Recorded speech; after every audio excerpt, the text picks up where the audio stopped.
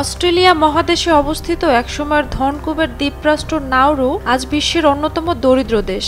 দক্ষিণ প্রশান্ত মহাসাগরের ২১ কিলোমিটার আয়তনের এই দেশ ১৯৭০-এর দশকে মাথাপিছু আয়ের হিসেবে ছিল বিশ্বের দ্বিতীয় ধনী দেশ। অথচ মাত্র কয়েক দশকে দেশটি পরিণত হয়েছে আন্তর্জাতিক সাহায্যের উপর নির্ভরশীল এক রাষ্ট্রে। কিন্তু কিভাবে ঘটল এমন পতন? নাউরুর অর্থনৈতিক সাফল্যের মূল চাবিকাঠি ছিল ফসফেট, যা মূলত পাখির বিষ্ঠা জমে জমে তৈরি হওয়া এক ধরনের খনিজ সার। এই ফসফেট এতটাই সমৃদ্ধ ছিল যে ১৯০০ সালের শুরু থেকেই বিদেশি কোম্পানিগুলো এটাকে খুঁড়তে শুরু করে। ১৯৬৮ সালে স্বাধীনতা পাওয়ার পর দেশটি নিজেই ফসফেটের নিয়ন্ত্রণ নেয়। এরপর থেকে শুরু হয় অঢেল টাকার জোয়ার।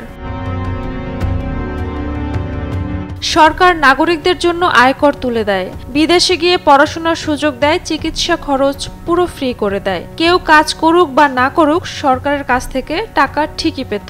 তবে সুখের স্মৃতি বেশিদিন টেকেনি। সমস্যাটা শুরু হয় তখনই যখন পুরো দেশটি শুধু একটা খনিজ সম্পদের উপর নির্ভর হয়ে পড়ে। সেই সাথে যোগ হয় অপচয়, দুর্নীতি আর ভুল বিনিয়োগ। হোটেল বানানো হয় সিডনিতে, ব্যাংক খোলা হয় বিদেশে, এমনকি সিনেমা বানানোর পেছনেও টাকা ঢালা হয় অঢেল, কিন্তু লাভের মুখ দেখা যায় না।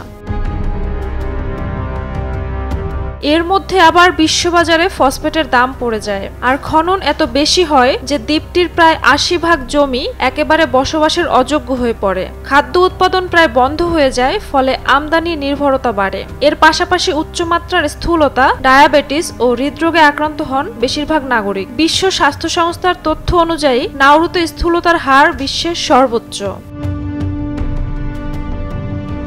বর্তমানে অস্ট্রেলিয়ার সহায়তায় পরিচালিত একটি শরণার্থী বন্দি শিবিরই তাদের প্রধান আয়ের উৎস। নাউরুর দৃষ্টান্ত প্রমাণ করে প্রাকৃতিক সম্পদের উপর অতি নির্ভরতা এবং অর্থনৈতিক পরিকল্পনায় দীর্ঘমেয়াদী ভাবনার অভাব একটি দেশকে ধ্বংসের মুখে ঠেলে দিতে পারে। তাদের গল্প শুধু ইতিহাস নয়, ভবিষ্যতের জন্যও একটি সতর্কবার্তা। ঝুমা মৃধা, বৈশাখী সংবাদ।